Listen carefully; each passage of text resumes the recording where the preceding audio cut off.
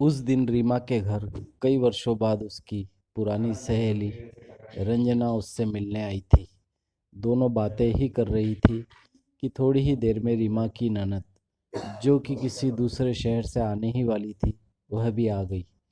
उसके आते ही रंजना के बच्चे बड़े खुश हो गए कि बुआ आई है और हमारे लिए हमेशा की तरह आज भी कुछ खाने को लेकर ही आई होगी। फिर जब तक उनकी बुआ ने बच्चों को उनकी इच्छित वस्तुएं बैग में से निकाल कर दे नहीं दी, तब तक वे अपनी बुआ को घेरे खड़े रहे। यह सब रंजना देखे जा रही थी। रीमा ने उससे पूछा, इस तरह क्या देख रही है? मेरी ननद बच्चों को बहुत प्रिय है। जब भी आती है बच्चों के लिए कुछ न कुछ विशेष तौर पर लेकर आती है। यही नहीं, बच्चों की उनसे पटती भी खूब है। इसलिए बच्चों को उनके आने का इंतज़ार बना ही रहता है। अब तो जितने दिन वह यहाँ रहेगी, उतने दिन रोज़ हम मिलकर सारे काम जल्दी निपटाएंगे और फिर दिन भर मज़ा मस्ती, खेल और गप्पों का दौर शुरू हो जाएगा। यह सब सुनकर रंजना बोली, तू कितनी लकी है कि तेरी ननद इतनी अच्छी है। मेरी ननद तो साल में एक बार ही आती है, पर क्या बताऊँ, उसके आने के बाद तो हमारे घर का माहौल ही बदल जाता है। मेरे बच्चे बुआ का नहीं, उनके बच्चों का इंतज़ार करते हैं, क्योंकि उनके साथ खेलना होता है। उसके आने के बाद मैं तो बस फिर घर में बस काम वाली बाई बनकर रह जाती हूँ। घर में पूरी फैमिली, मेरे सास ससुर, ननद, पति सब मिलजुल कर बतियाते हैं, पर मुझे उसमें शामिल नहीं करते। किचन में तो कोई झांकता तक नहीं। बस बाहर से ही ऑर्डर कर देते हैं कि मनु आई है तो उसकी पसंद का ही खाना बनाओ। मेरी ननद और सास बाजार या अन्य कहीं घूमने भी जाते हैं, पर मुझे बताते तक नहीं कि कहाँ जा रहे हैं, कब आएंगे।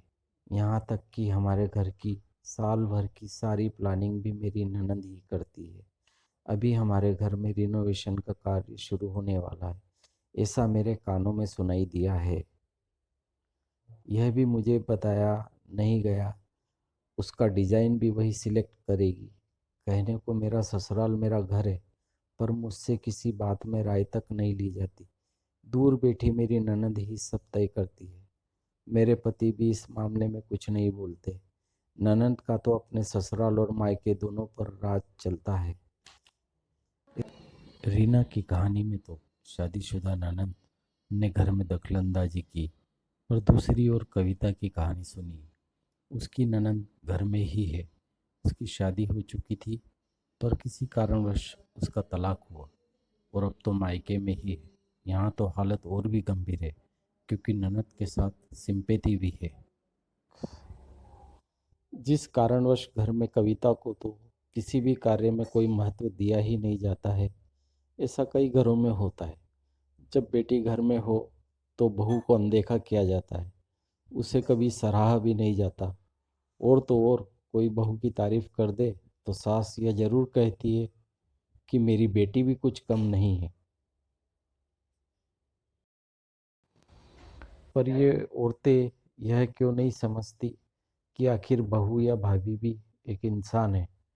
कभी कभी उन्हें भी लगता है कि ससुराल वाले हमें बेटी जैसा भले ही न समझे, कम से कम घर का एक सदस्य समझकर कुछ तो अच्छा बोल ले। पर ऐसा होता क्यों नहीं? शादीशुदा ननद हो या कुंवारी, अगर भाभी के साथ हिल मिल कर रहे और घर के मसलों में उससे विचार विमर्श करे, उसकी राय को भी महत्व दे, तो कितना अच्छा हो। मन मुटाव भी नहीं होगा और रिश्तों में कड़वाहट भी नहीं आएगी। कई ननद भाभियाँ ऐसी भी है जिनका एक दूसरे से इतना लगाव है कि कई बार ननद को अपनी भाभी की बात व्यवहारिक तौर पर सही लगती है।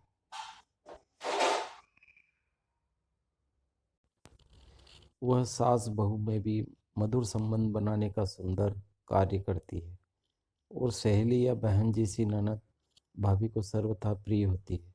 पर कभी कभी कुछ घरों में उल्टा भी होता है, जहाँ भाभी बड़ी अकड़ में रहती है और ननद ये सोचती है कि मैं अपने मायके जाऊं या नहीं। अर्थात ननद का व्यवहार सौम्य हो तो भाभी का भी व्यवहार वैसा ही होना चाहिए, क्योंकि ताली तो दोनों हाथों से ही बजती है। किसी भी रिश्ते में मधुरता तभी आती है जब दोनों तरफ से खुशबू बिखरी हो। ननंद और भाभी दोनों ही खुले विचारों वाली होनी चाहिए, तभी परिवार में खुशहाली आती है। अब एक बार आप अपने स्वयं का निरीक्षण जरूर कीजिएगा कि आप एक अच्छी ननंद या अच्छी भाभी है या नहीं।